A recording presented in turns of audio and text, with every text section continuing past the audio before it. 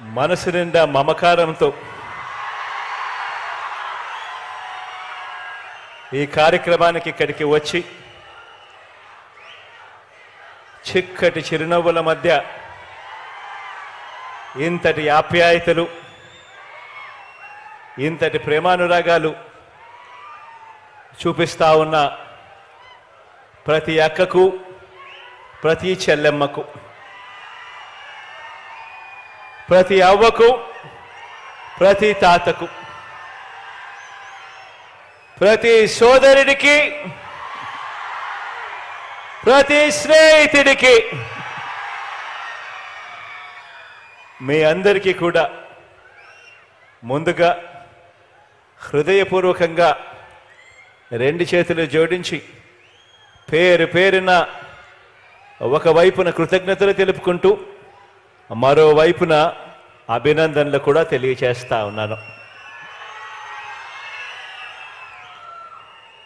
దేవుడి దయ, ప్రజలందరి చల్లని దీవెనలతో ఈరోజు పేదలందరికీ కూడా మంచి చేసే మరో మంచి కార్యక్రమం ఇవాళ ఇక్కడ నుంచి జరుగుతూ ఉంది. ఏకంగా 31 లక్షల పేదలకు ఇళ్ల పట్టాలను పొజిషన్ సర్టిఫికెట్ల రూపేణా అయితేనేమి, అన్డివైడెడ్ షేర్ ఫ్లాట్ల రూపేణా ఇచ్చే కార్యక్రమం అయితేనేమి, డి పట్టాల రూపేణా ఇచ్చే కార్యక్రమం అయితేనేమి, దేశ చరిత్రలో తొలిసారిగా ఈ రకంగా 31 లక్షల పేదలకు మంచి జరిగిస్తూ ఈరోజు ఆ పేదలకు, ఆ అక్క చెల్లెమ్మలకు ఇచ్చిన డి పట్టాలను సైతం రిజిస్ట్రేషన్ చేసి ఆ అక్క చెల్లెమ్మల చేతుల్లో పెడతా ఉండే మరో మంచి కార్యక్రమం ఈరోజు ఒంగోలు నుంచి ఇక్కడే జరుగుతూ ఉంది అని చెప్పడానికి సంతోషపడతా ఉన్నా.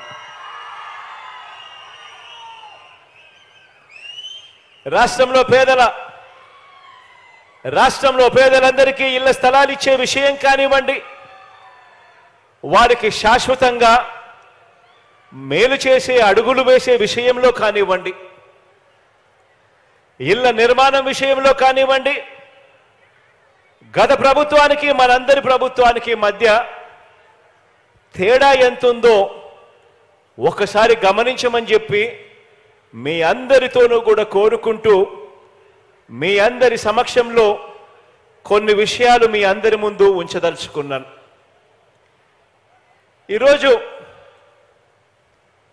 మనం చేసే ప్రతి పని, ఈ 58 నెలల కాలంలో వేసిన ప్రతి అడుగు పేదల జీవితాలు మారాలి, వారి బ్రతుకులు మారాలి, ఆ పేద పిల్లలు ఎదగాలి, ఎదిగి భవిష్యత్తులో పేదరికం నుంచి బయటకు వచ్చే పరిస్థితి రావాలి అని ప్రతి అడుగు పడింది. పేదలకు ఒక న్యాయం, పెద్దలకు మరో న్యాయం ఉండటానికి వీల్లేదని పేదలకిచ్చే ఇళ్ల పట్టాలను కూడా రాష్ట్రంలో ఐఏఎస్ అధికారులకు కానీ, లేకపోతే ఎప్పుడైనా ఎమ్మెల్యేలకు ఇచ్చే పట్టాలు కానీ, లేకపోతే ఇతర ప్రముఖులకు ఇచ్చే వాళ్లకు పట్టాలు ఇచ్చినప్పుడు వాళ్ళకు ఏ నిబంధనలు అయితే వర్తిస్తాయో, ఏ నిబంధనలు అయితే వాళ్లకు పెడతామో అవే, అటువంటి నిబంధనలే, అటువంటి రిజిస్ట్రేషన్ ఇచ్చి కన్వేయన్స్ డీడ్ ఇచ్చే కార్యక్రమమే మన పేదలందరికీ కూడా జరగాలి అని చెప్పి మొట్టమొదటిసారిగా రాష్ట్ర చరిత్రలో ఎప్పుడూ జరగని విధంగా ఏకంగా పేదలకిచ్చే ఇళ్ల పట్టాలను డి పట్టాలుగా కాకుండా ఏకంగా రిజిస్ట్రేషన్ చేసి ఇచ్చే కార్యక్రమం జరుగుతా ఉంది ఇవాళ ఇక్కడ నుంచి. రాష్ట్రంలో ప్రజలకు 2 రకాల నిబంధనలు ఉండటం నిజంగా నాకు కూడా ఆశ్చర్యం అనిపించింది. నాకు మొట్టమొదట తెలియదు.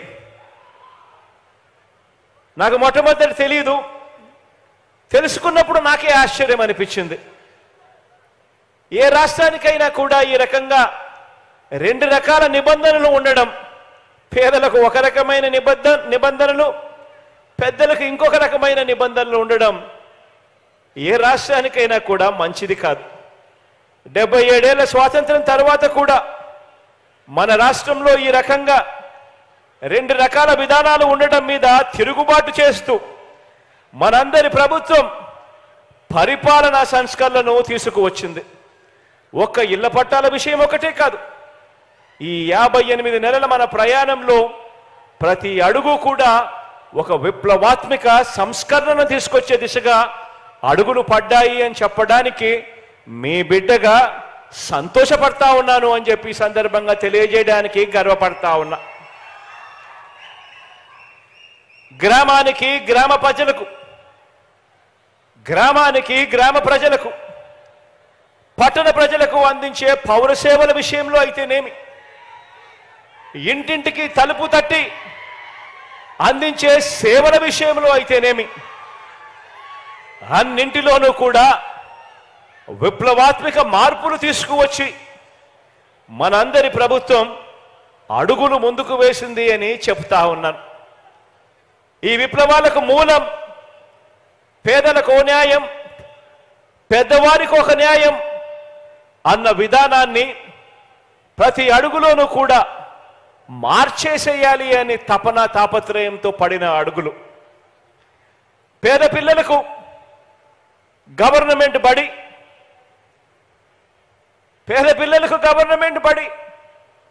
ఆ గవర్నమెంట్ బడిలో తెలుగు మీడియం మాత్రమే. అదే డబ్బులున్న వారికి వారి పిల్లలకు ప్రైవేట్ బడులు, ఆ ప్రైవేట్ బడులలో ఇంగ్లీష్ మీడియం. కేవలం ఇద్దరి మధ్య తేడా డబ్బులుండడం మాత్రమే. ఇది మనందరి ప్రభుత్వం అధికారం రాకముందు ఉన్న పరిస్థితి. ఇప్పుడు పేద పిల్లలకు ఇంగ్లీష్ మీడియం, అది కూడా మన గవర్నమెంట్ బడుల